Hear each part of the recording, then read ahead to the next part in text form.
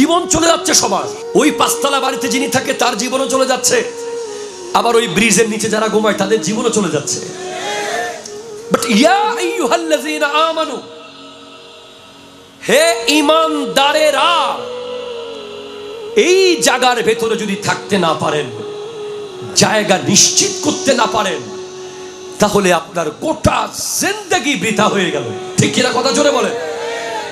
এই জায়গায় আসতে আপনাকে এমন কোনো মামলা করতে হবে না, ওই জায়গায় চেয়ার দখল করতে আপনাকে কারোর সাথে করতে হবে না, আপনাকে কারোর সাথে ধাক্কাধাক্কি করতে হবে না, কারোর সাথে মুখ কালো করতে হবে না।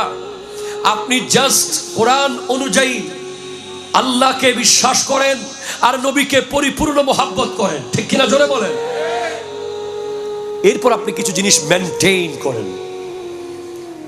যুব সমাজের প্রথম করণীয়, আজকের দিনে প্রথম করণীয় হলো